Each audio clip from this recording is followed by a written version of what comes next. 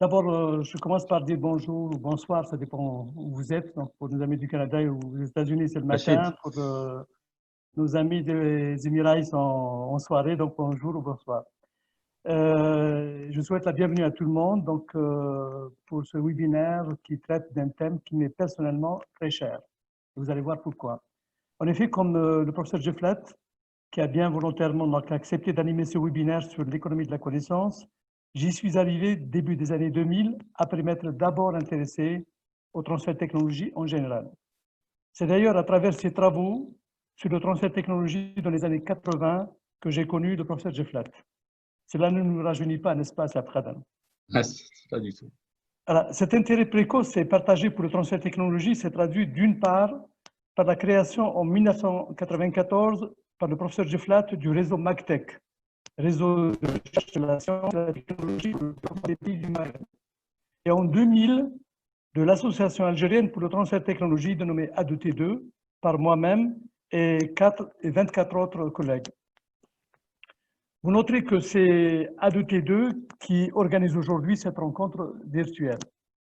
Pour l'histoire, je signale que le concept de l'économie fondée sur la connaissance a été introduit pour la première fois en Algérie en 2006 à l'occasion de la première conférence nationale sur l'économie de la connaissance à l'université de Mostaganem, organisée conjointement avec MagTech et A2T2.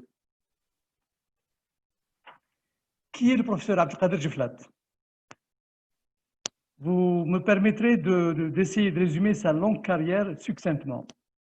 Si j'omets des travaux, des titres ou des distinctions, il m'en excusera. La liste est trop longue parce que c'est une carrière extrêmement riche. J'ai retenu ce qui m'a paru utile pour mettre en exergue ses qualités de professeur, d'homme de science et d'homme de terrain, passionné par les questions de développement.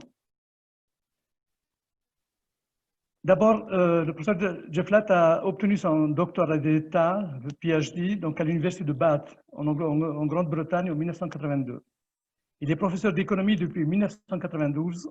Il a exercé d'abord à l'université d'Oran, Senia, à partir de 1982, et ensuite à l'université des sciences et technologies de Lille, en France, de 1997 à ce jour. Il y enseigne notamment l'économie de développement, l'économie industrielle et l'innovation. Il a été professeur invité dans plusieurs universités étrangères, en Europe, en Afrique et au Japon. Il a publié près de 200 articles dans des revues internationales. Il a publié et coordonné une vingtaine d'ouvrages en français et en anglais, parmi lesquels Building Science, Technology and Innovation in Africa, publié à Londres en 2010, et The Real Issues of the Middle East and the Arab Spring, publié à New York en 2013. Il est membre des comités scientifiques d'une vingtaine de revues nationales et internationales, comme il est l'auteur de plusieurs études en Algérie, à l'INESG, au CNES, au ministère de l'Industrie, au ministère de l'Aménagement du Territoire et de l'Environnement, et dans le monde, aux Nations Unies, le BIT, Banque mondiale, PNUD, CEA en Afrique et à l'ESCO au Moyen-Orient. Il est membre du comité constitutionnel du réseau Globelix, classé comme premier réseau mondial d'excellence sur les questions d'innovation et de développement. Il est membre de l'Académie internationale de l'entrepreneuriat. Enfin, il est sélectionné dans le guide des personnalités mondiales Who is Who depuis 2008. Pour être honnête, en lisant son CV de 45 pages, j'ai été agréablement surpris de découvrir des travaux et des titres que je ne connaissais pas. Donc, sans trop tarder, je vous laisse découvrir à votre tour ce grand professeur aux qualités humaines exceptionnelles. À vous aussi, Abdelkader. Cher ami, tu m'embarrasses réellement parce que tu as un peu tracé ma trajectoire. D'habitude, c'est pas un exercice que je fais dans le public, mais en tout cas, merci beaucoup de tout cœur. Et c'est aussi grâce à notre amitié, à ton accompagnement, que j'ai pu faire avec d'autres amis et quelques activités tout au moins dans le pays. Donc, bonsoir à tous, salam alaikum, je suis ravi et en même temps honoré d'être parmi vous pour cet exercice sur la construire une économie de la connaissance que je voudrais être plutôt un exercice d'échange convivial, pas une conférence académique.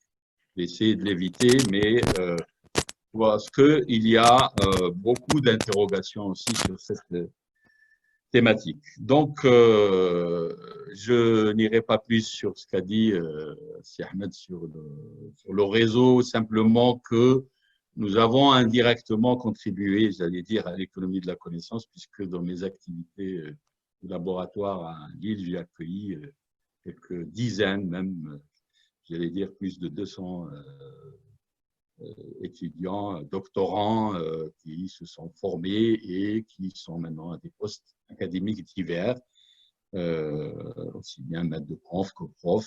Et ce courant continu nous a permis d'échanger, mais aussi d'accompagner pas mal de nos compatriotes dans leurs travaux de recherche. Et je voudrais aussi dire combien j'ai été aussi soutenu ici par notre solide partenariat, Ahmed, qui est aussi une amitié, bien sûr, qui dure et qui se renforce.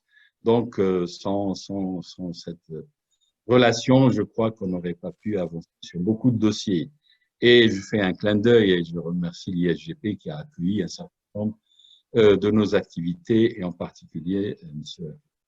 Alors, pourquoi l'économie de la connaissance? Bon, très rapidement, parce que le temps m'est compté, hein, d'après les organisateurs. J'y suis pas venu parce qu'un jour, je me suis réveillé et puis voilà, j'entends parler de ça et je me suis dit, tiens, c'est quelque chose d'intéressant, pourquoi pas. Non, c'est le résultat d'une longue trajectoire, puisqu'effectivement, j'ai commencé à m'intéresser à ces questions de technologie, de sciences très tôt, les années 70, quand je vivais en Algérie, toute cette histoire épopée de l'industrialisation, puisque ce qu'il faut dire, c'est que j'ai eu une première partie de ma carrière en Algérie. J'ai été prof doyen, mais aussi chercheur. Et ça m'a sensibilisé pour dire il faut qu'on regarde de près pourquoi on ne maîtrise pas ces technologies, ces techniques. Et c'est comme ça que ça a commencé. Et il y a eu quelques publications sur le sujet. Puis, avec le temps, on a vu que c'était la non-maîtrise, c'était difficulté d'adaptation, c'était contrairement à d'autres pays qui arrivaient à absorber cette technologie, on avait un déficit d'innovation, même la plus petite, l'incrémentale, et qu'il fallait peut-être regarder de près cette question d'innovation. Et je me suis mis avec des collègues toujours à regarder la question d'innovation et le développement pendant à peu près les années 80-90, où on a cherché à regarder comment font les autres, les modèles. Et ce faisant, je suis tombé sur les modèles qui étaient dominants à l'époque, qui disaient ben, l'innovation, si vous n'avez pas un système coordonné entre les trois pôles, c'est-à-dire celui de la formation et l'éducation, celui de la recherche, celui de l'industrie, vous ne pouvez pas prétendre à l'innovation. Et c'est comme ça, c'est installé dans mon esprit cette approche système de l'innovation. Et je suis allé, bien sûr, travailler avec des gens qui étaient à la pointe de ces questions. Et c'est, comme l'a dit Ahmed, c'est des gens d'abord de ce sexe avec lesquels j'ai échangé et j'ai travaillé. Et c'est ce faisant qu'arrive évidemment l'éruption, entre guillemets, je ne sais pas si les mots est trop fort, de la révolution numérique, qui a perturbé, qui a interrogé nos convictions et nos croyances, qui nous a obligés à revoir nos copies, comme on dit, pour dire, bon, maintenant, il y a beaucoup de choses qui se passent avec cette révolution numérique. Et si on met les trois pôles et qu'on y ajoute les TIC, eh bien, ça fait quelque chose qui est différent et les travaux qui nous ont précédés ont appelé ça l'économie de la connaissance. C'est comme ça que je me suis retrouvé sur cette thématique de l'économie de la connaissance et je me suis dit, dès les années 2000, 2002 plus exactement, quand j'ai commencé à manipuler ce concept, qu'il y a quelque chose à faire, à prendre dans cette notion pour le pays, parce que effectivement, pourquoi on ne pourrait pas rentrer, nous aussi, dans cet univers d'économie de la connaissance, vu qu'au pays, il y a un potentiel connaissance qui est quand même assez substantiel, et pays à l'extérieur, et que ça pourrait constituer une base de démarrage, d'impulsion du développement. Voilà à peu près comment je suis arrivé à à l'économie de la connaissance. Et j'ai commis un premier ouvrage que je vois s'il disparaître de mon écran, je ne sais pas pourquoi, c'est pas grave, qui s'appelait le premier ouvrage écrit en Algérie sur l'économie fondée sur la connaissance en Algérie, avec un état des lieux. Depuis, avec l'équipe, j'ai animé une équipe sur ce sujet au CREAD et à MacTech, et on a produit 3 ou 4 autres ouvrages coordonnés, et il y a même des vidéos sur notre site sur la question de l'économie de la connaissance, et vous pouvez y aller si vous avez le temps pour regarder. Je me permettrai de mettre porter deux casquettes aujourd'hui. Celle du chercheur, c'est de ma profession, métier de base, comme on dit, universitaire, mais aussi celle d'acteur. À un certain moment, on s'est retrouvé, Ahmed l'a mentionné, à être aussi présent sur le terrain pour faire avancer, parce qu'on y croyait, on y croit, avancer ce concept dans le pays. Donc voilà, je ferai ce double rôle, et des deux parties que je vais aborder, je porterai tour à tour les deux casquettes. Alors, il y a quand même des limites à cet exercice que je vais tenter. D'abord, je n'aborde pas la question de l'entreprise d'une manière approfondie, et je m'en excuse auprès de mes amis entrepreneurs et mes amis microéconomistes et spécialistes du management. Je pense que l'entreprise mérite tout un traitement à part, mais je mentionne quand même que l'économie de la connaissance a bouleversé la vie de l'entreprise en y introduisant des nouvelles fonctions, en l'occurrence le knowledge management, l'intelligence économique, les travailleurs du savoir, etc., etc. Mais si dans le débat, certains voudraient qu'on y contribue ou qu'on échange, pourquoi pas. Deuxièmement, l'autre limite, c'est que j'ai fait cet exercice à partir d'une vision exclusivement économiste, je veux dire, ma profession de base, tout en reconnaissant qu'il y a des travaux, que ce n'est pas une histoire que d'économistes, c'est l'économie, la connaissance du savoir, c'est une histoire de société, et mon ami Ahmed, la dernière fois, a traité de la question du savoir, c'est une question de civilisation aussi. Et donc, je ne vais pas sur ces champs disciplinaires parce que ça a été fait, parce que ça a été bien fait. Je voudrais évoquer simplement le travail de notre ami Jerry Jamal, qui a produit une contribution sur la société du savoir en Algérie. Et puis, une dernière limite, elle est aussi un peu personnelle, c'est qu'à partir d'un certain moment, je me suis un peu éloigné de ce dossier pour des frustrations que je vais expliquer plus tard. Et donc, ce n'est que récemment que j'y suis revenu, d'ailleurs un peu avec aussi l'insistance de Ahmed, disant oui, il est peut-être temps qu'on y regarde de près. Et évidemment, il y a peut-être des choses qui sont un peu obsolètes. Et donc, j'inviterai nos amis qui participent à des mises à jour ou à contribuer pour apporter des éléments plus récents au dossier que je vais traiter. Alors, deux questions, deux objectifs. Le premier, c'est tout simplement nous introduire à cette notion d'économie de la connaissance. C'est quoi, en fait, ce concept? Qu'est-ce que ça signifie, pratique ailleurs, quelques tendances, simplement pour qu'on fasse une sorte de mise à niveau de l'état de compréhension de nos connaissances. Et je ne voudrais pas être trop académique, mais je suis obligé de passer par les définitions, etc. Et puis, le deuxième objectif, c'est partager cette expérience vécue de la tentative d'insérer l'Algérie dans l'économie de la connaissance, puisque effectivement, à partir d'un certain moment, en plus d'avoir été membre actif de la société civile, à partir de nos associations respectives, j'ai été aussi invité par le Conseil national économique et social à participer à ce dossier pleinement, en faisant partie des comités qui ont été mis en place et en participant à la réflexion sensiblement entre les années 2004 et 2010. Alors, 4 questions que je me poserai dans le sillage de ce que j'ai dit. L'économie de la connaissance, une réalité, oui. Quelle politique et pratique, une deuxième question. Quel chemin nous avons parcouru dans le cadre de ce travail que nous avons fait au CNES, et quelques pistes et quelques interrogations. à l'économie de la connaissance une réalité, je crois, au tournant du siècle, ce siècle, c'est-à-dire sensiblement fin des années 90, début des années 2000, on constate bien sûr beaucoup de choses qui changent dans l'économie mondiale, en particulier cette augmentation rapide des investissements dans la connaissance qui atteignent jusqu'à 5% du PIB dans les pays de l'OCDE. L'investissement dans la connaissance arrive même à dépasser l'investissement dans les équipements.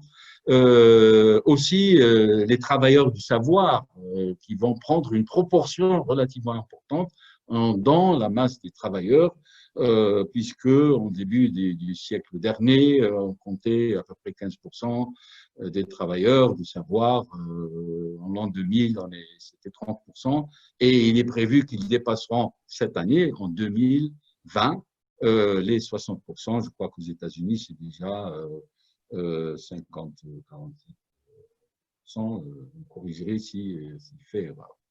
Forte croissance de l'investissement dans les TIC, à peu près 7,5 à 8% fin des années, à 7% vers les années 98. Bien sûr, c'est l'arrivée massive des TIC dans notre univers, dans l'économie. Les PME innovantes dans la part, proportion dans l'ensemble des PME qui passe de 60 à 80%, c'est-à-dire que pratiquement tout le monde se met à innover et la proportion des gens qui n'innovent pas, des PME, devient de plus en plus réduite. Ça devient la règle du jeu, la règle du fonctionnement de pratiquement tout le monde. Croissance des services qui atteignent 3,5% et plus par la suite. Et puis l'investissement dans l'immatériel, on considère que dans la croissance des pays asiatiques, évalué à l'époque à peu près à 7,5%, 3,5% sont dus à la croissance de l'immatériel. Et puis également l'explosion des demandes de brevets et de la R&D. La R&D atteint 2,5-3% du produit intérieur brut, avec une codification massive des savoirs, c'est-à-dire de plus en plus on amène les gens à codifier leur savoir sur des supports. Je reviendrai sur cet aspect parce qu'il est important. Donc, on voit qu'il y a une conjonction de trois phénomènes qui expliquent cette économie. D'abord, un investissement continu dans le savoir pendant pratiquement le siècle dernier, c'est-à-dire sensiblement depuis même avant la Seconde Guerre mondiale, mais qui s'est accéléré dans les nouvelles technologies. Ensuite, l'arrivée des TIC, que Fauré ici appelle le choc technologique. Il est revenu sur la notion d'ailleurs par la suite. Et puis l'impératif de l'innovation qui devient une règle de concurrence sur le marché mondial. C'est-à-dire, on n'est plus dans le schéma initial de la concurrence par les coûts et les quantités. On est concurrent si on a une capacité d'innovation et de modification rapide du produit ou du service. Et donc, surtout dans les secteurs intensifs, mais avec la globalisation, l'innovation s'est étendue quasiment à tous les secteurs. Alors, la connaissance, eh bien, la connaissance, on la comprend. Deuxième raison pourquoi aussi cette irruption, ce développement d'économie de la connaissance, parce qu'il y a des travaux. Alors, j'ai délibérément choisi de ne pas parler de toute la pensée économique, parce que ça prendrait beaucoup de temps, mais ça a commencé très tôt, cette réflexion sur l'information d'abord, puis la connaissance, et ensuite beaucoup de courants, l'économie classique, ensuite tout ce qui est les travaux de la croissance endogène, et puis d'autres courants qui ont contribué, mais on comprend mieux ce que c'est la connaissance. D'abord, elle a trois attributs. C'est elle a un caractère de bien non rival. Bien non rival, c'est tout simplement quand vous consommez normalement un bien, et ben vous le détruisez, vous ne laissez pas au prochain. Un repas, vous le consommez, donc il n'y en a plus pour le voisin. Par contre, un livre, si vous le lisez, eh bien, il est intact, il peut être passé à quelqu'un d'autre qui aura autant de plaisir à le lire et sans que cette valeur ne diminue. Et plus vous faites circuler cet ouvrage, plus il va créer, bien sûr, du plaisir et du bien-être pour les gens, et donc à un moindre coût, de plus en plus, pour 10, 100, 1000, etc. Donc c'est un bien rival, on ne se bagarre pas parce qu'il n'est pas détruit. La deuxième, c'est elle est génératrice d'externalités, bien entendu. Si vous avez une bibliothèque à un coût tout à fait minime, vous pouvez avoir accès à un nombre incalculable, énorme en tout cas, d'ouvrages et de connaissances. Et de ce fait, la connaissance crée des externalités, des effets positifs à moindre coût sur les personnes et bien entendu dans l'économie. Mais c'est aussi un bien difficilement contrôlable. Si vous avez produit une œuvre artistique ou bien un ouvrage, après, il est difficile de le contrôler. Et il peut être diffusé à énormément de monde sans que vous ayez la possibilité d'en être informé. Il peut être piraté, il peut être copié, etc. Et ce qui fait qu'il revêt, si vous voulez, qu'il ne circule pas, eh bien, vous le soumettez aux règles du marché, vous le protégez par les brevets intellectuels. Et du coup, il passe de sa caractère de bien public et il devient bien privé. Et cette fois-ci, bien sûr, il faut payer pour y avoir accès. Troisième élément, la connaissance a un caractère cumulatif. C'est-à-dire que lorsqu'elle est diffusée, eh bien, les gens qui la reçoivent qui ont déjà accumulé, peuvent l'enrichir. Et chacun l'enrichit à sa manière. C'est pour ça que plus elle circule, plus cette connaissance s'enrichit. Et c'est comme ça que naissent les collectifs d'apprentissage, les entreprises, les communautés d'apprentissage, comme on dit. Et ça veut dire que la connaissance, quand elle est partagée, eh bien, elle s'enrichit, elle enrichit tout le monde plutôt que lorsqu'elle est conservée d'une manière privative.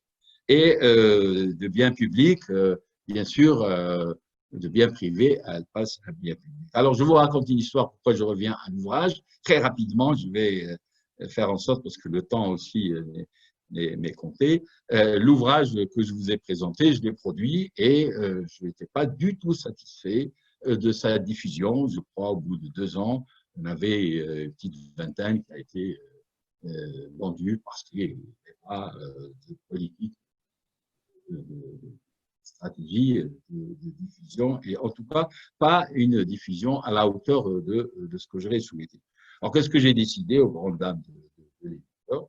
Eh bien, je l'ai mis sur Internet, l'ouvrage dans sa totalité. Je me suis dit, bon, c'est le meilleur moyen de le mettre à portée de tout le monde. Et alors, du coup, je suis, je crois, pas loin de 1000 téléchargements. Voilà comment, si je l'avais laissé en diffusion restreinte, il n'aurait pas été diffusé avec autant un public aussi large. Et bien sûr, il y a des gens qui l'ont reproduit, d'autres l'ont traduit, d'autres l'ont piraté.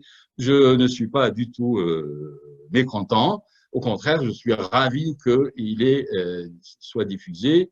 Et le terme est malheureux pour la conjoncture qu'on traverse, mais il a fait, selon l'expression de mon ami Refers, de la contamination positive. Par ailleurs, il y a 2 formes de connaissance. Il y a la connaissance explicite, c'est-à-dire celle que nous recevons sur les bancs de l'école, qui est portée par les supports, par les écrits, par les supports techniques maintenant, les CD-ROM, USB et autres. Et celle-là, eh bien, elle est facilement diffusable. On peut la diffuser parce qu'elle a des supports qui sont là pour la porter. Par contre, il y a une autre connaissance qu'on appelle la connaissance tacite, c'est après les travaux de Polanyi, qui est aussi importante, mais cette connaissance, par contre, c'est celle que les hommes portent dans leur tête, c'est-à-dire le résultat, le fruit de l'expérience qu'on a acquise sur le lieu de travail, en faisant dans l'exercice de sa fonction. Et donc, elle existe partout. Et cette connaissance tacite, elle est importante. Pourquoi? Parce que dans l'acte de production, parfois, on attribue jusqu'à 80% de mobilisation de cette connaissance tacite. Et seulement 20% de la connaissance explicite. Et ça veut dire que tout le monde a une connaissance à partager. Tout le monde a une expérience, qu'on soit un paysan, qu'on soit un ouvrier, qu'on soit un universitaire, un étudiant, etc. Tout le monde a acquis par la pratique, c'est le learning by doing, acquis cette expérience, sauf qu'elle est difficile à diffuser, à transmettre. C'est pour ça que souvent, on demande dans des entreprises, dans des grands groupes, à des travailleurs de toujours faire des rapports, des écrits, etc., pour essayer de codifier cette connaissance, essayer de la transmettre, mais on n'arrive jamais à la transmettre à 100%.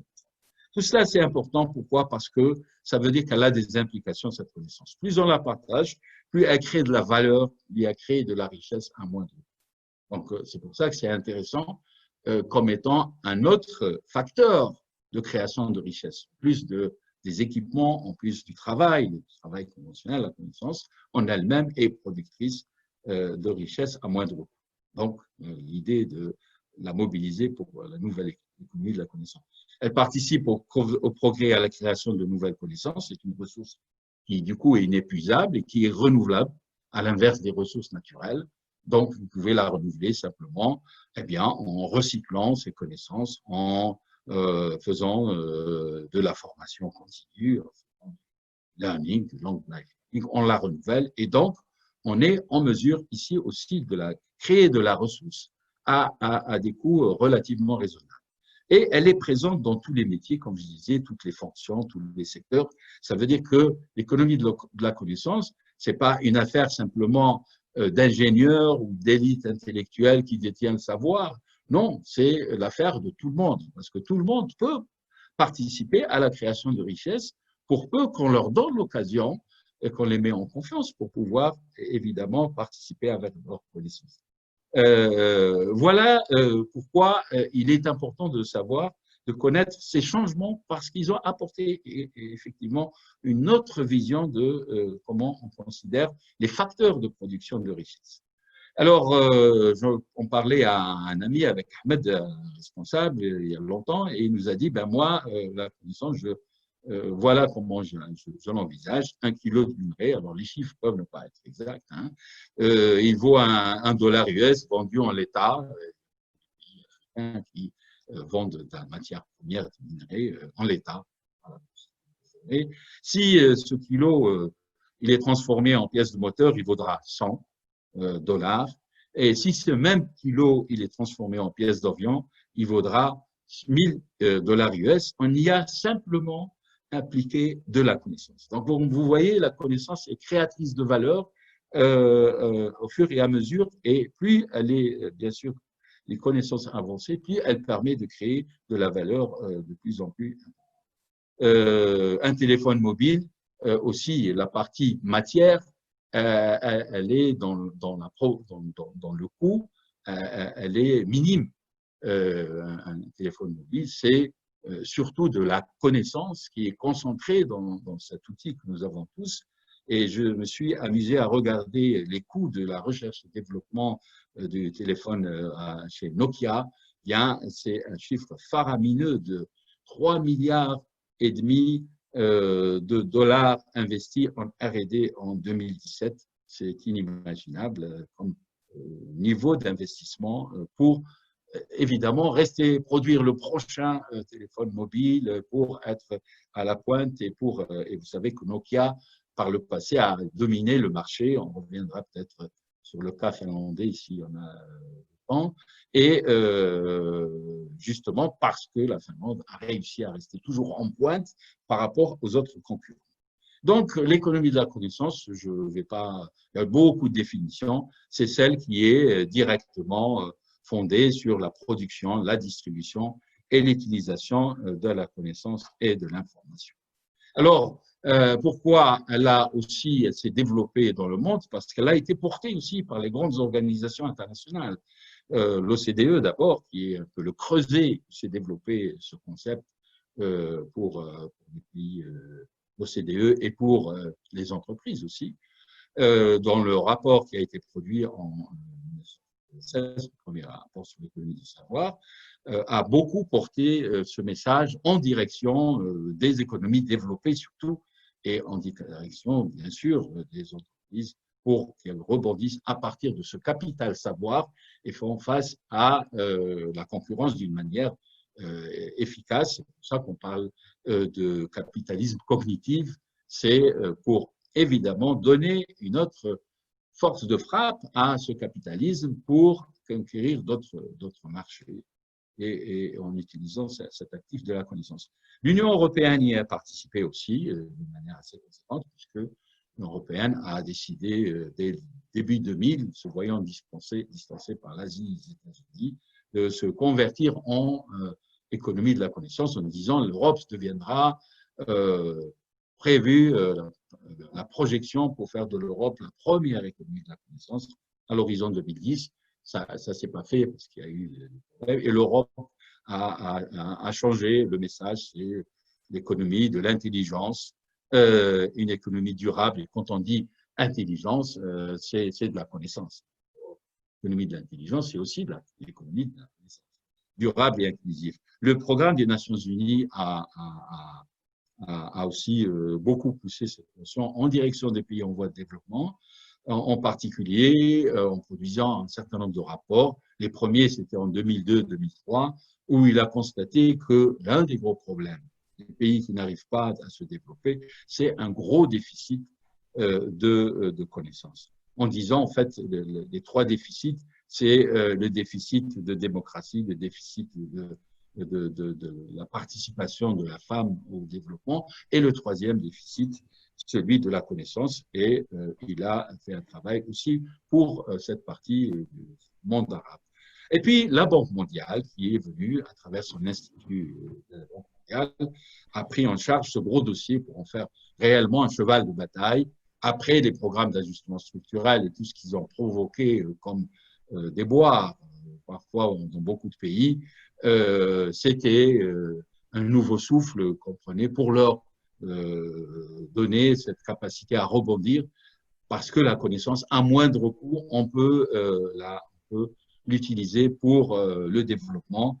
Et tous les pays ont de la connaissance, simplement, elle n'est pas bien mobilisée, elle n'est pas bien servie, elle n'est pas bien utilisée dans les stratégies de développement. C'était les années 80. Donc, le fait qu'elle soit portée par ces grandes institutions internationales lui a donné une impulsion très grande. En plus des travaux de recherche, je dirais que les organisations internationales parfois étaient en avance sur l'état de la recherche. Alors, l'économie de la connaissance pour le développement, puisque je l'ai mentionné, et c'est celle qui nous intéresse en particulier, eh bien, c'est une économie dans laquelle les connaissances sont obtenues, transmises, utilisées plus efficacement par les individus, les entreprises, les organisations et les communautés pour promouvoir le développement économique et social. Donc, vous voyez que ce n'est pas qu'une affaire d'entreprise.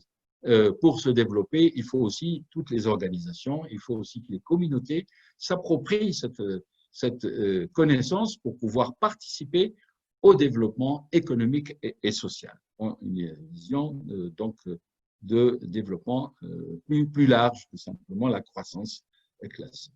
Et là, malheureusement, là, je ne peux pas montrer mon schéma parce que les écrans là cachent un petit peu on ne peut rien faire là pour l'instant, c'est ça. Où il y a une comparaison entre le Mexique et la Corée du Sud. Il y a des courbes ici, qui montrent que le Mexique, la Corée du Sud, en 1960, est beaucoup moins nanti parce qu'elle avait un produit brut par habitant beaucoup moins élevé que celui du Mexique. Et en cours de chemin, elle est arrivée vers les années 80-85, elle est arrivée à dépasser le Mexique et pratiquement à la courbe, malheureusement le montre, on ne la voit pas, à dépasser de loin, voire de 50% le produit intérieur brut à l'horizon 2000 même. Et l'analyse montre qu'une partie de cette croissance rapide de la Corée du Sud, eh bien, elle est due à la connaissance. Et ici, le tableau montre en particulier pour les économistes, c'est la productivité totale des facteurs qui était différente. Comme vous voyez, la productivité totale, on l'appelle aussi PGR, productivité globale, des facteurs, pour la Corée du Sud depuis 60, la croissance a été soutenue, 2% jusqu'à 4% dans des pointes, mais jamais reculée, croissance continue. Pour le Mexique, par contre, d'abord elle était faible, ensuite parfois elle a reculé pendant cette période, et parfois même elle était négative. Et c'est ce qui explique, alors il faut savoir que la productivité totale des facteurs est fondée aussi sur la capacité à mobiliser la connaissance et le savoir. Et il y a ce schéma ici que je ne peux pas montrer ici. C'est tout simplement pour dire que les pays qui choisissent l'économie de la connaissance en rouge vont gagner à la fois dans le temps, en 10 ans, ils peuvent croître plus rapidement que ceux qui choisissent des modèles conventionnels qui vont prendre 25 ans et avoir des taux de croissance inférieurs. À partir de là, eh bien, il a été proposé ce modèle, c'est comment elle est constituée, comment elle est structurée, cette économie de la connaissance. Eh bien, elle repose toujours selon les propositions qui sont faites. Là, nous avons les travaux de Chen et Neumann et aussi tous les travaux qui ont été faits par l'Institut mondial. Elle repose sur 4 piliers. Une population bien éduquée et qualifiée qui est en mesure non seulement d'absorber cette connaissance à un rythme souhaité, de l'absorber d'une manière de qualité, mais aussi d'être créative, de pouvoir aussi utiliser cette connaissance pour développer leur esprit critique, pour essayer d'en faire un outil après de qualification et d'emploi assez intéressant. Un système d'innovation efficace, c'est-à-dire un système qui produit de l'innovation. Il y a beaucoup de systèmes, mais qui ne produisent pas de l'innovation, donc l'efficacité de ce système. Alors, il faut juste rappeler que le système, c'est un processus d'innovation qui repose lui-même sur la recherche, la formation et l'industrie. Des infrastructures d'information et de communication efficaces et étoffées et qui sont en progrès continu, et puis un régime économique et institutionnel incitatif. C'est clair que s'il n'y a pas un cadre incitatif, les gens ne vont pas absorber cette connaissance, ils ne vont pas l'utiliser comme facteur de production et ils ne vont pas tout simplement fonctionner. Il y aura la bureaucratie, il y aura qu'on appelle un climat d'investissement qui ne sera pas à la hauteur et qui n'incite pas les gens à utiliser du savoir et à augmenter en intensité de savoir dans leurs produits et leurs services. Et ça, c'est aussi important. S'il n'y a pas ce facteur du régime économique et institutionnel, la mayonnaise ne va pas prendre parce qu'il y aura des blocages et il joue un rôle important. Donc, ça a été reproduit à peu près comme ça. Ce sont ces 4 cercles qui sont, comme vous voyez, en interaction, parce que l'économie de la connaissance, c'est pas investir dans des piliers séparément, c'est réussir. La mayonnaise ne réussira que si ces 4 piliers sont interreliés, que s'il y a une interaction en continu entre eux, c'est-à-dire que la recherche et l'innovation va améliorer l'innovation va améliorer le processus de production, les TIC vont accélérer la recherche va aussi permettre de trouver, de faire progresser les technologies de l'information et de la communication, la recherche va nourrir l'éducation elle-même va fournir des gens qui sont aptes à faire de la recherche, et le régime institutionnel, tout ça va coordonner toutes ces activités. Donc, c'est cette interaction qui produit l'économie de la connaissance. Et puis, le deuxième, 2 instruments ont été produits. D'abord, pour mesurer un indice, c'est maintenant de plus en plus on mesure par des indices synthétiques, celui qui mesure l'économie de la connaissance, puisqu'il y en a 2, celui qui mesure l'économie, l'indice l'économie de la connaissance et l'indice de la connaissance. On prendra simplement l'indice de l'économie de la connaissance, qui est un indice synthétique qui va de 0 à 1 et qui permet de dire si oui, un tel pays, sur cette échelle, où est-ce qu'il est classé. Alors, il y a des champs, on le verra, ceux qui sont créent une économie de la connaissance très développée, ils vont se retrouver vers les valeurs de 9, plus de 9. Ceux qui sont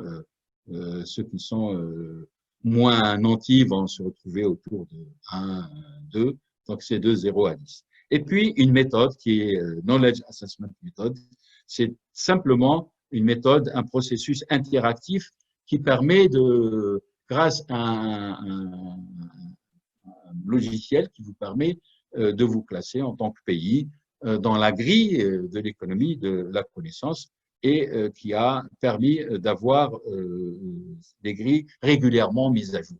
Alors, je ne vais pas dans le détail parce que le temps aussi est calculé. C'est tout simplement que chacun des piliers a eu plusieurs variables pour expliquer.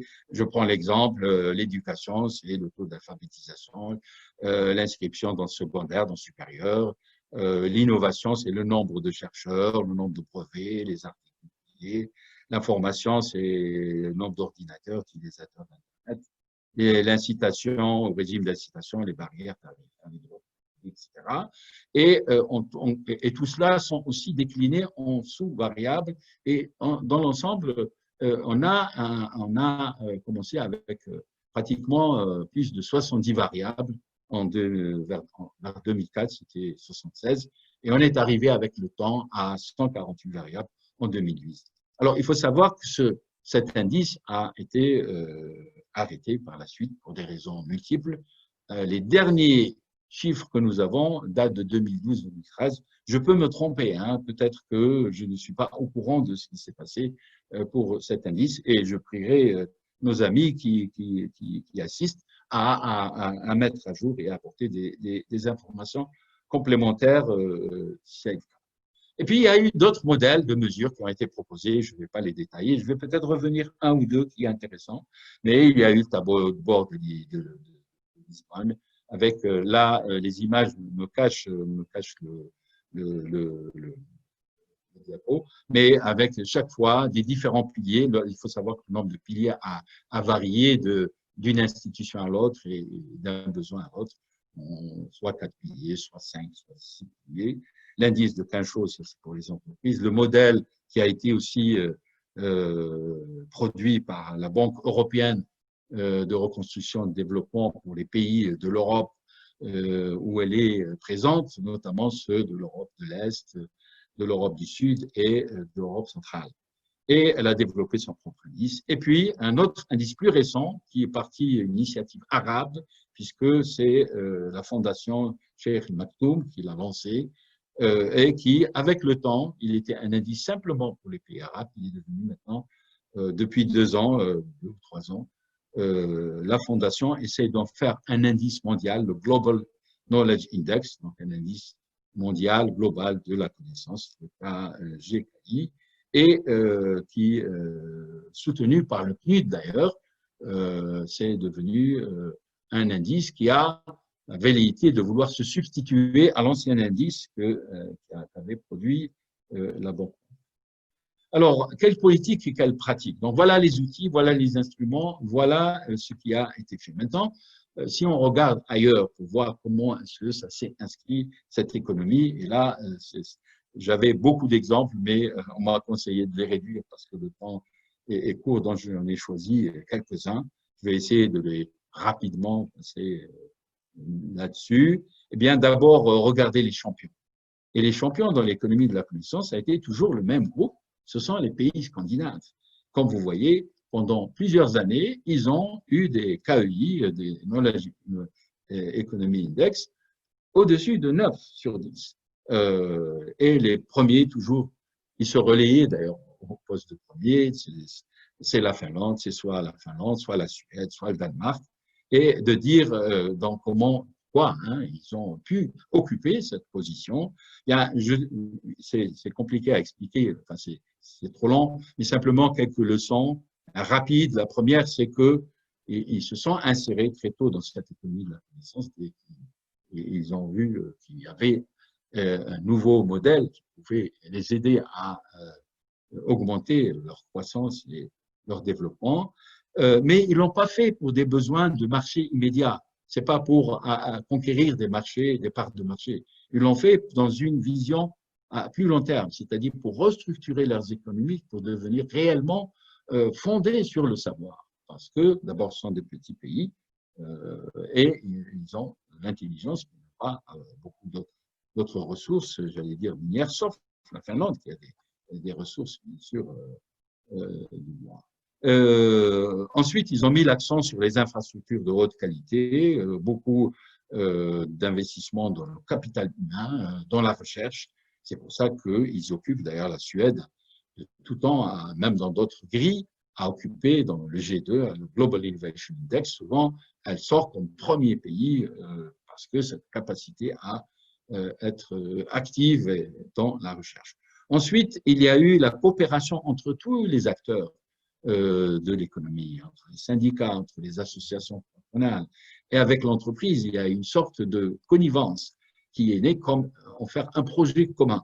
Et cette association de toutes les parties prenantes a été cruciale pour avancer collectivement dans l'économie de la connaissance. Il y a aussi le rôle des moteurs, des drivers, des moteurs internes, ce qu'on pourrait dire aussi des ressorts. Le rôle des drivers, eh bien, c'est qu'est-ce qui a amené ces pays à aller vers, qu'est-ce qui les a motivés.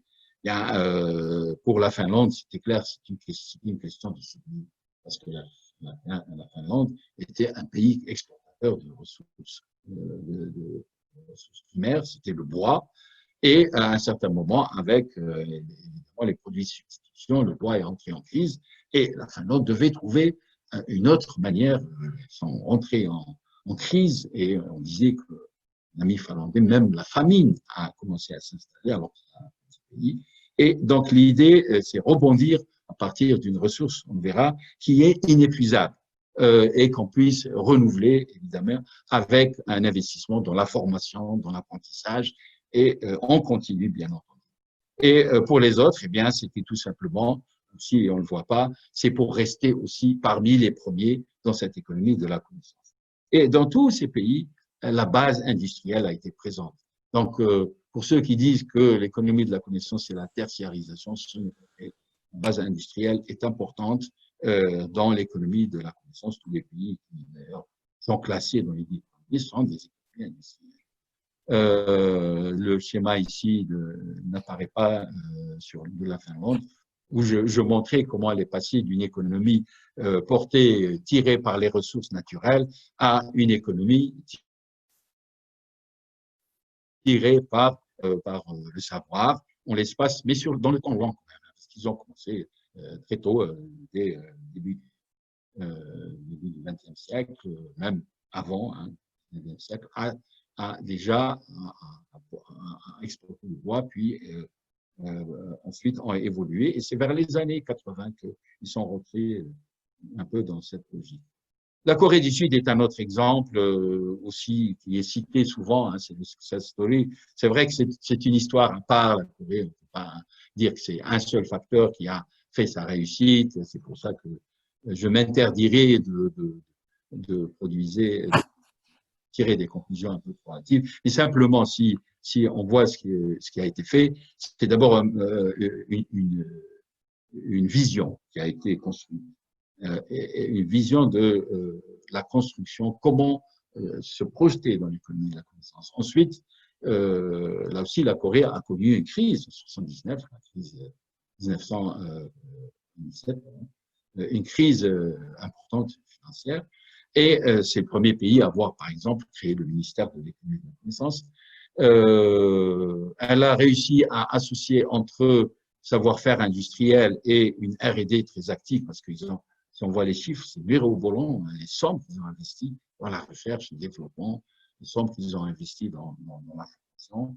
Ils ont aussi des approches descendantes et ascendantes, c'est-à-dire pour construire un consensus national autour de cette économie, gouvernement, secteur privé, société civile. Et puis, ils ont eu cette approche graduelle, progressive, coordonnée des différents piliers, c'est-à-dire pas un basculement total, mais on progresse en fonction de la progression des différents pays. Et puis, un investissement dans la formation. Alors, je ne reviendrai pas sur simplement pour dire la Banque européenne de développement a aussi tenté d'examiner comment ces pays où elle intervient s'insèrent dans l'économie de la connaissance, mais elle a utilisé un autre modèle. Ce n'est pas celui que nous avons vu avec les TIC, l'innovation, le régime institutionnel, etc. Pour elle, c'est un modèle qui est, comme vous voyez ici, les 3 piliers sont des piliers qui sont sur l'innovation. Pourquoi? Parce que ces pays avaient un gros déficit, n'arrivaient pas à entrer à absorber cette économie parce qu'il y avait, c'est sur ce facteur-là qu'il y avait le problème. Donc, les piliers, c'est les institutions pour l'innovation, les compétences pour l'innovation, les infrastructures, le système d'innovation et la fondation Cheikh Maktoum et avec le PNUD, les MBRF, ont aussi proposé un nouvel indice dont j'ai parlé tout à l'heure, je vais passer très rapidement. Lui, il mobilise. Alors, c'est une économie de la connaissance pour le développement soutenable, pour le développement durable, parce que, comme vous le savez, c'est un défi majeur aussi pour toutes les nations, pour l'Algérie, qui émarge aux objectifs du développement durable, mais tous les pays, vu évidemment tous les problèmes que posent tous les risques à la planète si on ne reconsidère pas nos modèles de consommation. Et donc, ce modèle a 7 piliers, intègre la formation préuniversitaire, la formation professionnelle, l'enseignement supérieur, les TIC, la recherche et développement, l'environnement propice à l'économie elle-même, 133 variables. Voilà à peu près quelques leçons, mais j'avais aussi des leçons sur la Malaisie, sur la Jordanie, qui était le premier pays à être classé dans le premier pays dans les pays arabes à un certain moment. Maintenant, ce sont les Émirats. Voilà, mais le temps ne nous permet pas. Alors, pour revenir à notre expérience et à l'Algérie, si Ahmed, si je suis trop lent, tu signes, je vais accélérer. Hein. Expérience et perspective. D'abord, la première question, c'est comment l'Algérie se place dans ces échelles de mesure. Bien, vous voyez, si je prends la place de l'Algérie dans l'économie de la connaissance 2008, là, dans le Maghreb, elle est en position, 3e position par rapport à nos 2 voisins, la Tunisie en tête, le Maroc qui suit, et enfin l'Algérie, avant la Mauritanie, je n'ai pas les la Libye. Mais vous voyez que les pays émergents, eux, sont au milieu, hein, en moyenne 5, à l'exception de l'Inde, qui est un cas à part, et que les pays avancés, on est bien loin de leur score qui, comme je vous disais, sont à 9 et plus. Si on veut fouiller un peu plus cet indice, eh bien, on voit que le 3,79, il y a les 4 piliers. Alors, ne regardez pas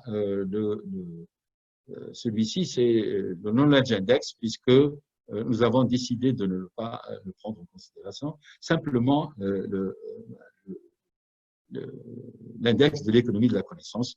Pourquoi? Parce que Knowledge Index repose sur 3 piliers seulement, et ce qui nous intéresse, c'est celui qui repose sur les 4 piliers, c'est celui-ci, le Knowledge Economy Index. Vous voyez que là où le bas blesse, c'est le régime économique et institutionnel. C'est-à-dire, c'est cet environnement qui n'a pas suivi, bien qu'il y ait des efforts qui ont été faits dans les autres piliers.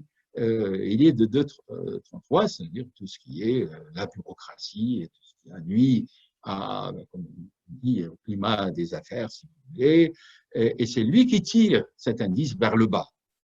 Et qui classe l'Algérie à la position de 96e, comme vous voyez, sur les 140 pays. L'éducation a porté vers le haut, donc l'éducation a plutôt bien fonctionné, et les TIC, malgré tous les efforts, c'est pas eux qui ont tiré vers le haut, puisque c'est un indice 4,04. Et donc, vous voyez cette structuration qui permet de dire voilà où ça a marché et voilà où ça n'a pas marché. Et si on prend le deuxième indice qui nous est proposé par cette fondation, bien vous voyez, l'Algérie est aussi classée sur cet indice, la période 2017-2019. L'indice, il faut savoir qu'il a changé d'échelle, c'est plus de 0 à 10, mais c'est de 0 à 100. Et ici, eh bien, l'Algérie est à la 104e position avec un indice de 37,1, encore une fois derrière le Maroc et la Tunisie. Donc, il y a eu des efforts. Vous me direz, les deux indices ne sont pas comparables, c'est vrai, on peut critiquer même d'ailleurs les indices eux-mêmes, mais bon, c'est au moins une indication, même si elle reste sommaire, générale, mais ça nous donne un ordre d'idée, puisque tout le monde est classé de la même manière. Partir de là, il faut maintenant, qu'est-ce qui a été fait concrètement sur le terrain? Bien, voilà, si Ahmed a parlé de notre rôle, nous avons travaillé de concert et en tant que société civile, si vous voulez, pour activer et essayer de sensibiliser, de diffuser cette notion d'économie de la connaissance. Et ça, c'est une étape, donc l'étape informelle, je dirais, de la diffusion et de la sensibilisation, et qui est ici la première étape. Et bon, ça s'est traduit par des tables rondes, par des journées d'études, parfois couvertes par les médias, etc. L'idée, c'est qu'on puisse accrocher au moins l'attention des décideurs sur l'importance de cette économie. Puis après, une deuxième étape, alors c'est pas nécessairement comme ça classé dans le temps, hein. Il y a eu des étapes qui se superposent, bien entendu. On a commencé un peu l'étape du dialogue avec les institutions. On commençait à dialoguer, à discuter, à échanger, notamment avec le ministère délégué à la recherche et aussi au ministère délégué un peu à l'agriculture et au développement. Et c'est après ces discussions, donc on est passé à l'étape supérieure qui est l'étape du sommet, la saisie par le CNES de ce dossier. Alors, il faut savoir que le CNES a été présent dans ce dossier même très tôt, hein. Déjà autour des années 2004, avec le président même plus, on avait déjà commencé à discuter économie de la connaissance, à préparer des rapports, etc. Et évidemment, il a été pris d'une manière beaucoup plus, j'allais dire, structurée, beaucoup plus puissante, avec l'arrivée de Babès à la tête de l'institution, qui lui aussi est et donc, on est arrivé progressivement à partir de la base au sommet. Alors, cette étape informelle, eh bien, la prise en charge par la société civile, je dirais, même, qui a abouti à la première conférence nationale sur l'économie fondée sur la connaissance, à laquelle assistait d'ailleurs c'est Ahmed, je ne sais pas si tu te rappelles Ahmed, tu es présent. Et l'idée, c'est de démarrer un cycle en 2006, démarrer un cycle pour qu'il puisse, et je profite d'ailleurs pour dire que c'est l'université de Mostaganem, et je remercie son recteur, qui a bien voulu accueillir et mettre des moyens pour qu'on puisse organiser cette première conférence nationale. Et l'idée, c'est d'organiser un cycle régulier de conférences qui nous permettent de nous rencontrer, d'échanger, etc., entre académiques et praticiens et décideurs, mais ça n'a pas eu. C'était la conférence et ça s'est plus carré, a eu de ressources, on a tenté de mobiliser des institutions. Bon, ça, c'est une longue histoire à raconter. Sur l'étape formelle, eh bien, il y a eu, je vous ai dit déjà dès 2004, production d'un premier rapport, mais c'est surtout après, en 2007, qu'a été mis en place le comité ad hoc, qui était un comité pluridisciplinaire. Il y avait des économistes, mais on a invité aussi des sociologues, mathématiciens, même des gens du domaine de l'art, puisque, comme je disais, l'économie de la connaissance, du savoir, c'est une affaire de toute la société, c'est pas simplement une affaire que et ce comité ad hoc a fonctionné et moi j'étais présent, je venais régulièrement pour aussi participer et un peu comme consultant dans cet exercice. Ensuite, il y a eu bien sûr la production d'un bilan. Donc, je n'ai pas toutes les étapes en tête. Il y a un symposium, puis Il y a eu deux ateliers, je crois, toujours pour discuter sur des aspects de l'économie de la connaissance. Comment, par exemple, on a fait venir les entreprises, malheureusement pas nombreuses, mais elles étaient là pour discuter comment l'entreprise est impactée par cette économie, comment elle la pratique déjà. Est-ce qu'il y a des pratiques d'économie par le biais notamment du knowledge management, mais aussi de l'intelligence économique, de la éthique, etc., tout ce qui va avec. Et l'idée, c'est qu'après ce bilan, on puisse arriver à produire dans une deuxième étape un document stratégique qui définit, clarifie la vision, etc. Alors, pourquoi alors, ce document stratégique, déjà, je peux dire qu'il n'a pas été parce que le processus s'est arrêté, le comité ad hoc ne s'est pas réuni après avoir produit le bilan et toute cette dynamique n'a pas continué. Mais pourquoi il y a eu intérêt pour les arguments, en tout cas, qui ont été mis en avant, et je demanderai à mes amis du CNES qui sont présents de compléter, parce que ma mémoire peut me faire défaut ici, c'est que ces régimes de croissance qu'on avait n'étaient pas satisfaisants parce qu'ils n'arrivaient pas à régler la question de la domination de la rente, ils n'arrivaient pas à créer des emplois suffisants au rythme souhaité, ils n'arrivaient pas à impulser des dynamiques intersectorielles, et beaucoup de choses, et qu'il fallait ce régime de croissance qui puisse être de 6 à 7% hors hydrocarbures sur une décennie, tiré par le savoir et l'innovation, diversifié parce que déjà, enfin de tout temps, hein, la question de la diversification de l'économie algérienne s'est posée avec des activités à forte valeur ajoutée, assez souples pour absorber les chocs et avec une productivité totale des facteurs plus importante, puisque, comme je vous le dis, c'est maintenant sur cet indicateur que se joue la compétitivité et au niveau mondial. C'est celui qui est compétitif, c'est celui qui a une productivité totale des facteurs qui est plus élevée, donc qui arrive à maîtriser beaucoup plus la connaissance que vous et qui arrive à renouveler aussi, à ne pas rester avec les connaissances obsolètes, mais à renouveler en continu ces connaissances pour en faire un véritable facteur de production.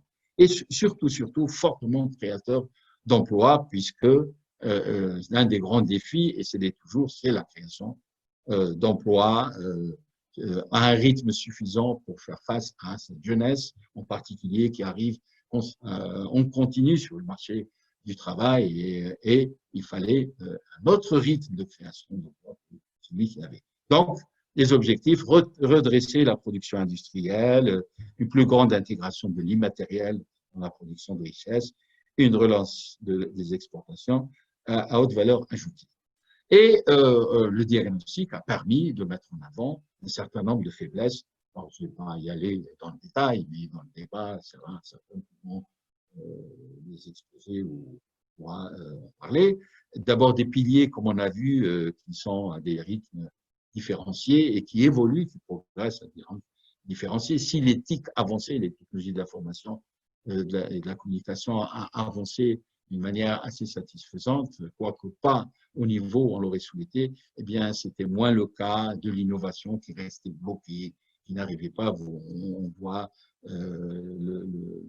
l'indice global d'innovation, le G2, qui nous a classé dans des positions, une place toujours, une position pas très favorable.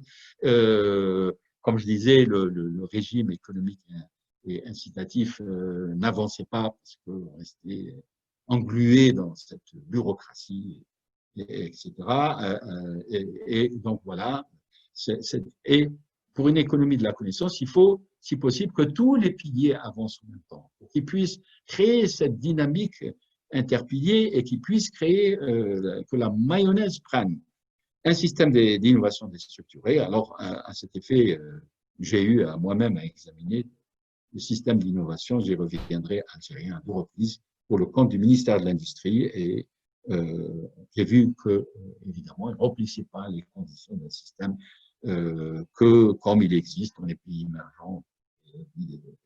Et puis des rentes de situation qui n'étaient pas toujours très favorables à ce nouveau système qui mobilisent la connaissance, parce que la rente, c'est pas toujours sur des bases de connaissances. Et puis la marginalisation de l'outil principal de création de richesse, en particulier l'entreprise. Alors ceci dit, il y avait quand même des atouts sur lesquels qui peuvent être utilisés pour rebondir. Ces atouts, eh bien, c'est cet immense potentiel de savoir tacite. C'est ce savoir qu'ont accumulé les gens sur les lieux de travail, dans leur tête, dans leur pratique, dans leur expérience. Et on a eu une expérience industrielle très riche, donc il y avait un savoir accumulé phénoménal qui est là et qui n'attend qu'à être valorisé. Je me rappelle, il n'y a pas longtemps, Ahmed, on avait organisé les journées de l'ingénierie, le design d'ingénierie, pour voir où en était cette fonction d'ingénierie, et on a fait venir, on sait, quelques cadres.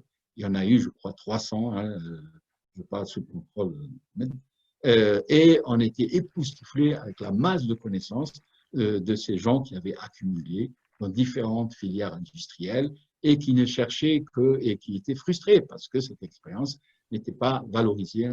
Certains sont partis à la retraite et étaient malheureux de ne pas pouvoir donner ce qu'ils pouvaient à la dynamique de développement. Donc ça, c'est un potentiel important qu'il faut reconnaître, et je dirais l'un des tâches d'urgence, c'est aussi de codifier toute cette connaissance, parce qu'elle a tendance à partir pour des raisons naturelles, hein. On ne vit pas éternellement, mais aussi le turnover, des gens qui quittent des secteurs, qui, ingénieurs avec une expérience phénoménale, devient chauffeur taxi ou bien s'exile et va la mettre au service d'autres pays, d'autres entreprises, etc. La diaspora, hein, scientifique, je repose même. Une prédisposition des pouvoirs publics à investir dans les domaines de la connaissance, effectivement, de l'investissement dans l'enseignement supérieur, mais pas suffisamment dans la recherche et développement. Et la part de la R&D dans le PIB était minimale. Pendant longtemps, ça n'a pas dépassé les 0,30%. Je crois que maintenant, on est autour de 0,57% selon les données de l'UNESCO, mais ça reste bien sûr en deçà des objectifs qui étaient fixés et des 3% de la Corée, par exemple. Un potentiel, une population jeune tournée vers le progrès technique, on le voit avec l'explosion des TIC, comment cette appétence à s'approprier très rapidement ces nouvelles technologies et à devenir très efficaces dans leur usage, dans leur valorisation et même à en faire un outil de production. On le voit notamment depuis cette crise Covid que nous vivons, beaucoup d'initiatives pour développer des applications et ça, c'est un potentiel important sur lequel il y a possibilité de rebondir. En potentiel de chercheurs non négligeables mobilisés, c'est vrai que contrairement à la Corée, une proportion importante, 60-70% des chercheurs étaient dans l'entreprise. Dans notre cas, 90% en plus étaient des chercheurs dans l'université, qui avaient des compétences, qui avaient développé des savoirs, mais qui n'avaient pas l'environnement incitatif pour pouvoir suffisamment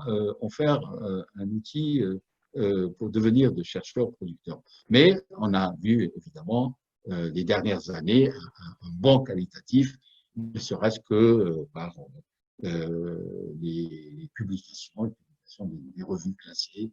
Et l'Algérie commence à émerger, à se faire classer dans des positions assez satisfaisantes, je dirais en tout cas, moins maintenant. Et à l'époque, c'était pas le cas. Un potentiel de gain de compétences, ce qu'on appelle le brain gain, c'est-à-dire non pas faire revenir forcément physiquement, mais faire contribuer même à distance, hein, un peu l'exercice que nous faisons, hein, contribuer à distance les compétences à l'effort de développement industriel, donc un potentiel de brain gain qui est toujours là et pour lequel de nouvelles stratégies sont nécessaires pour pouvoir pleinement le mobiliser et le valoriser, en l'occurrence la diaspora. Et puis des histoires d'application réussies, parce qu'il y a eu effectivement des secteurs qui se sont emparés du concept et l'ont appliqué. Et ce n'est pas dans l'industrie, c'est dans l'agriculture et le développement rural. et c'est à l'époque le ministère délégué au développement rural qui a tenté cette expérience de pouvoir porter le développement au plus près des utilisateurs, au plus près des paysans, au plus près de ceux qui étaient dans la production et qui avaient besoin qu'on s'occupe d'eux d'une manière beaucoup plus importante. Et c'est le programme du renouveau rural avec le PPDRI, programme de proximité pour le développement rural intégré. Je ne vais pas peut-être le développer, mais il y a quelqu'un qui est peut-être plus compétent que j'inviterai par la suite qui est avec nous et qui va nous donner un peu plus de détails parce que c'est vraiment le programme qui a appliqué à la lettre ce modèle. On y retrouve de l'innovation, on y retrouve l'usage des TIC pour la prise de décision, on y retrouve la formation des paysans, des encadreurs, et tout ça a été organisé avec des processus incitatifs pour amener ces populations rurales à s'intégrer dans ce processus de renouveau et bien sûr d'améliorer le cadre de vie, parce que pas seulement la production, mais le cadre de vie. Et on a retenu, je me rappelle, quelques principes de fonctionnement. Mais on a dit, d'abord, il s'agissait de faire de ce dossier de l'économie de la connaissance une priorité nationale. Il ne l'était pas, bien sûr, puisqu'il était au niveau du CNES. Le CNES est un organe consultatif. Il en a fait une saisine, hein, les termes techniques, c'est-à-dire de l'autosaisie, la saisie lui-même. Il en a fait une saisine, mais avec l'idée de pouvoir, évidemment, le diffuser et aux décideurs pour qu'ils deviennent enfin objet de décision publique. Donc, une priorité nationale prise en charge au plus haut niveau de l'État. C'était un peu les ambitions qu'on nourrissait. Il fallait, un autre principe, c'est qu'on n'allait pas plaquer un modèle. D'ailleurs, il est important de les regarder tous, il est important de les analyser. Cet exercice que j'ai tenté ici partiellement, mais à plus grande échelle, et tirer un petit peu les leçons. Qu'est-ce qu'on peut tirer pour concevoir une approche qui est spécifique, qui est propre au pays. Et on est arrivé avec les amis de l'époque à dire que ces 4 piliers ne suffisent pas à notre modèle. Il faudrait ajouter un autre élément, un 5e pilier qu'on avait appelé la culture. Culture d'une manière générale, qui est les représentations de la connaissance, qui était aussi l'ouverture, qui était les valeurs, traditions liées au savoir, à la religion, croyances, etc. Et donc, le modèle qui a été adopté, ça a été un modèle à 5 piliers, et c'est la spécificité. Et pas de modèle importé en l'état. Ouais. Adopter une démarche mixte, c'est-à-dire, à l'époque, on disait que la démarche était bottom-up, parce qu'on faisait venir plein de monde, on écoutait, on exagère un peu. Mais on a écouté pas mal de gens de divers horizons, mais c'est une démarche qui est à la fois top-down, du sommet vers la base, mais aussi de la base vers le sommet. C'est ce double mouvement qu'on a vu d'ailleurs dans les autres expériences, pour pouvoir impliquer le maximum de groupes cibles, les femmes, les jeunes, les associations, la société civile, les leaders. Tout ce monde devait être impliqué dans la démarche.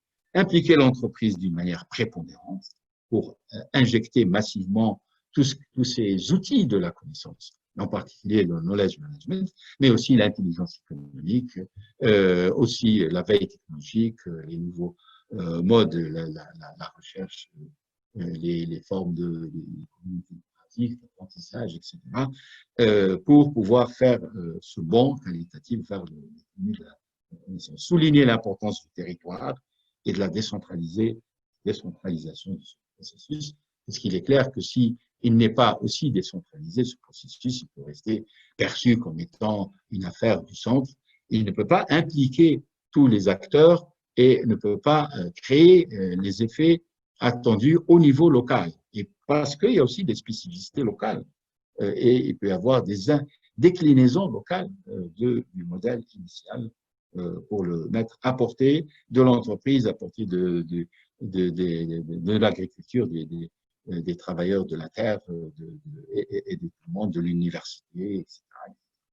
Et puis, le faire d'une manière progressive, progressivité du processus, c'est-à-dire progressivement insérer tous les secteurs et un processus de valorisation des savoirs et des savoir-faire dans l'industrie, dans l'agriculture, dans les services, et aussi, je dirais, branche par branche, puisqu'il y a des secteurs des branches qui ont accumulé, la pharmacie, par exemple, était suffisamment avancée, son attaque, sur ces éléments de connaissance, maîtrise des technologies, d'innovation, l'étaient ici, etc.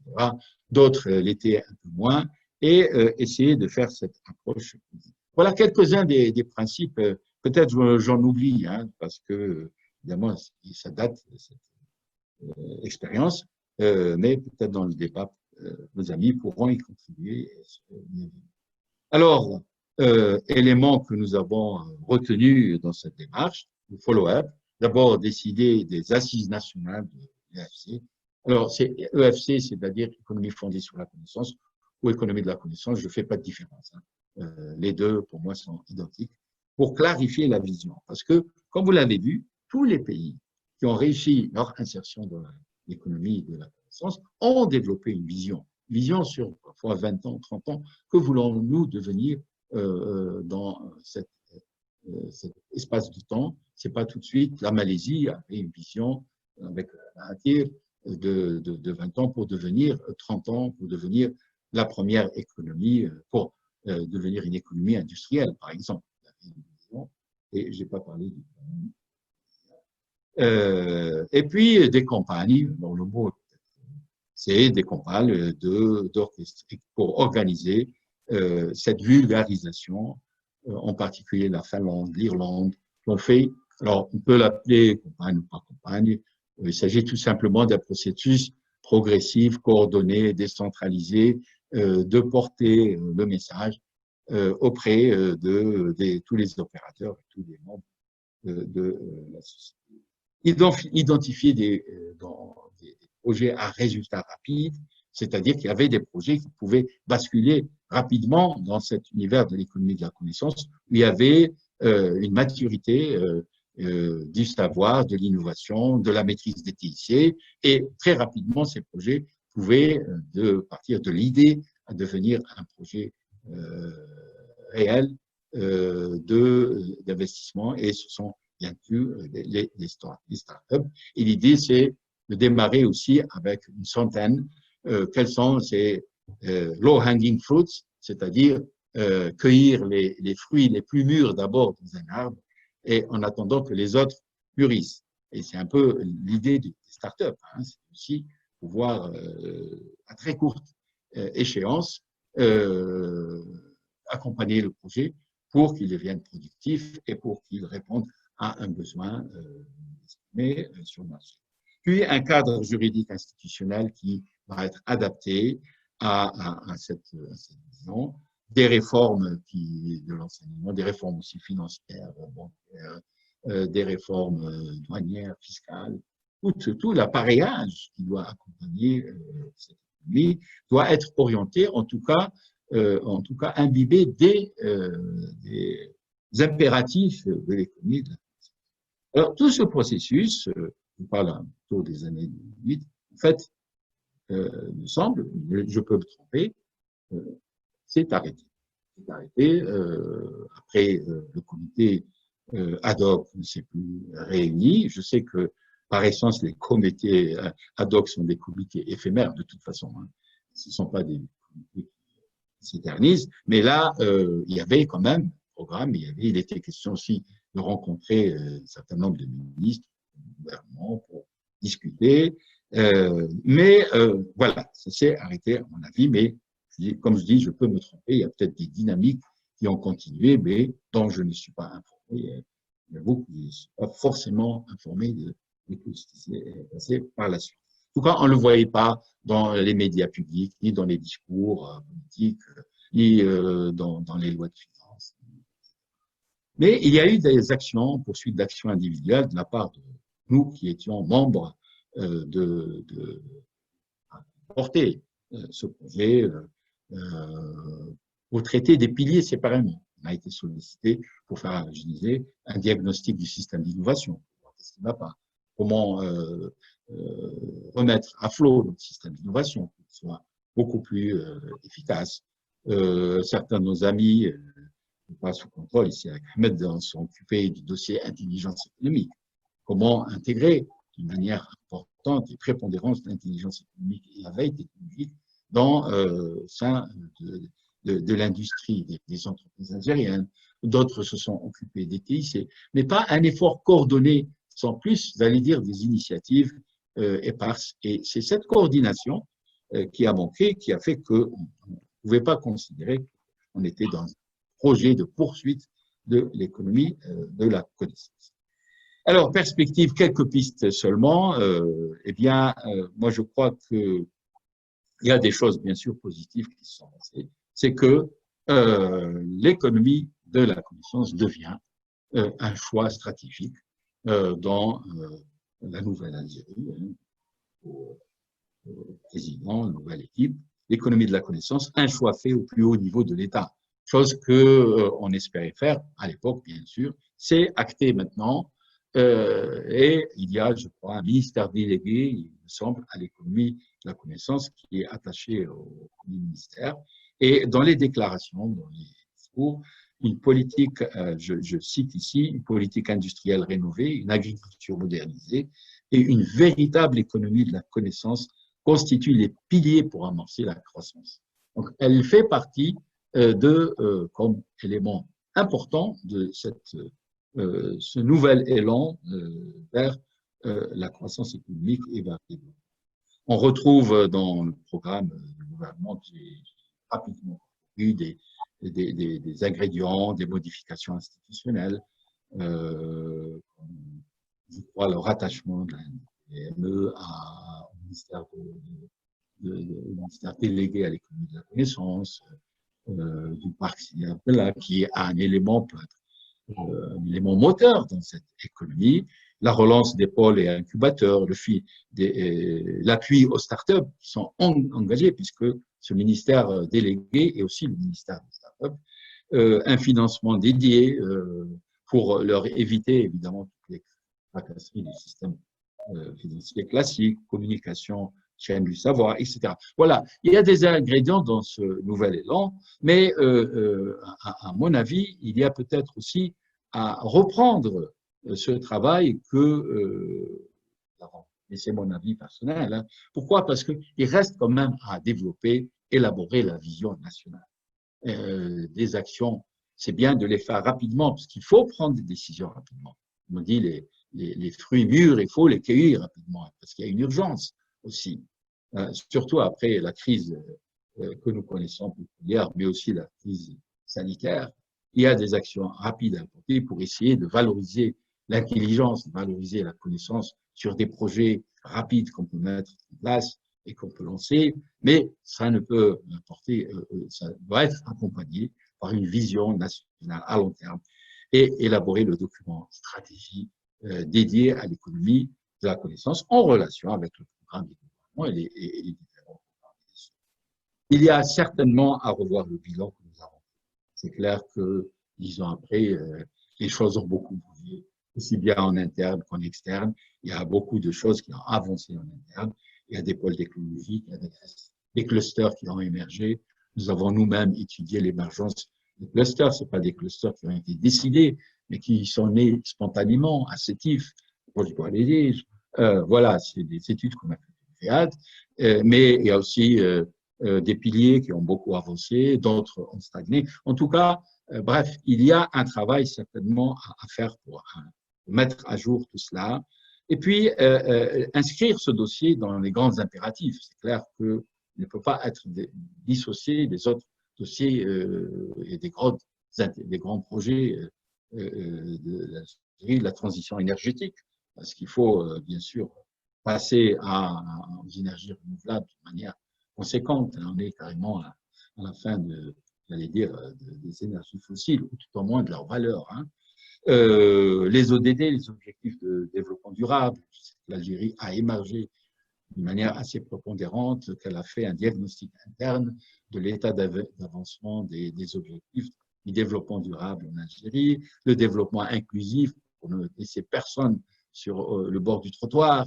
Tout le monde doit bénéficier du progrès, du développement et de la quatrième révolution industrielle, bien sûr, qui nous interpelle avec l'intelligence économique, avec l'Internet des choses, etc. Tout ça, c'est intimement lié aussi au savoir et à l'économie de la connaissance. Et revoir les modes de mobilisation de tous les acteurs, et en particulier comment enclencher ce processus top-down, puisque maintenant c'est au top, faire en sorte aussi qu'à la base, tous les partenaires, toute la société civile, tous les acteurs de l'économie participent, les entreprises, les organisations, les associations, la société civile dans sa globalité. Au plan méthodologique, il y a peut-être aussi à revoir les outils que nous avions mobilisés. Est-ce que nous restons sur ce modèle à 5 piliers que nous avions proposé à l'époque? Est-ce qu'il faut proposer un autre modèle?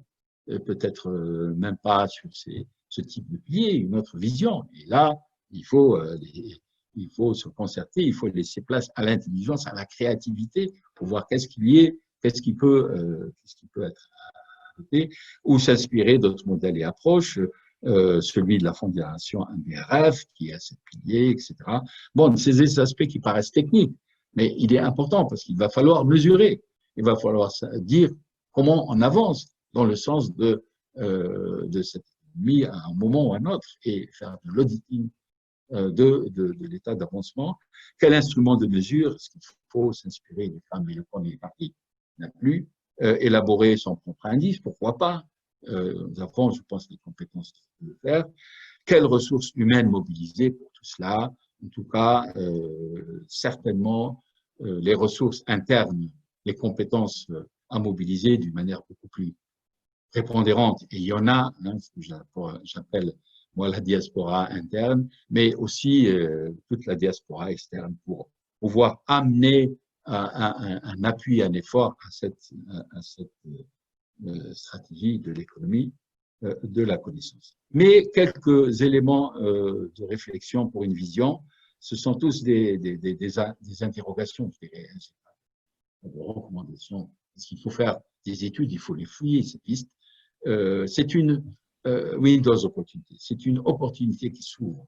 On dit que la crise des hydrocarbures, c'est aussi une opportunité. L'Algérie, quelqu'un disait dans un webinaire il n'y a pas longtemps que l'Algérie est déjà dans le pétrole. Donc, il y a cette occasion qui s'offre pour pouvoir mobiliser les actifs de la connaissance, les actifs cognitifs, comme on dit, comment construire et développer cet avantage Algérie, parce qu'il y a eu l'avantage coréen, l'avantage indien, l'avantage indien, cet avantage Algérie basé largement sur la connaissance, comment le construire, puisque c'est cet avantage qui va nous permettre d'être compétitifs vis-à-vis des nations et aussi nos entreprises d'être compétitives dans les différents secteurs et en particulier être en mesure de pénétrer dans les chaînes de valeur et pouvoir remonter ces chaînes de valeur.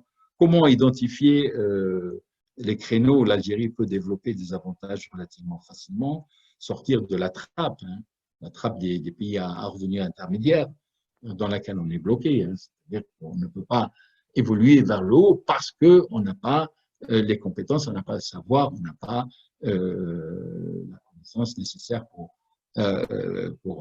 aller vers la production de produits à haute intensité en connaissance et rehausser le niveau bien entendu et sortir certains disent des pièges des économies à revenus intermédiaires. Comment éviter de verser vers un excès de digitalisation au détriment de l'économie de la connaissance? C'est vrai que l'économie de la connaissance, ça passe simplement digitaliser, seulement ça. C'est bon, bien entendu, d'avoir pleinement s'insérer dans la révolution numérique, c'est parfait, mais on ne peut pas oublier que ça doit aller de pair avec l'innovation, avec l'industrie, avec le système de formation qui doit aussi être rehaussé, qui doit recevoir attention. Comment saisir cette occasion de la crise du Covid pour mobiliser des actifs de la connaissance? On a vu qu'il y avait beaucoup de projets qui sont nés à la suite et qui ont montré ce que j'ai appelé dans un travail récent des capacités dormantes pour pouvoir les valoriser, pour pouvoir des actifs de la connaissance, et de start-up, plein de projets peuvent naître et conserver cet élan. Je l'espère, Inch'Allah, cette Covid en sortira rapidement. Cet élan doit être conservé et développé pour qu'on puisse aller dans une dynamique qui puisse mobiliser de plus en plus de personnes et de projets. Donc, voilà quelques questions qui se posent. J'en ai certainement oublié d'autres. Et je vais revenir à un schéma qu'avait produit Balmis, juste pour terminer. Il avait donné, voilà, on a évolué sur cette courbe, on est parti des données vers l'information, ensuite vers la connaissance. Et il y a l'étape suprême qui est la sagesse. Peut-être qu'il faudra aussi penser à comment on va aller à la sagesse pour avoir un monde plus sage et un monde qui fait bon vivre. On n'a pas à subir des crises. Et je vous remercie, chers amis, pour votre attention.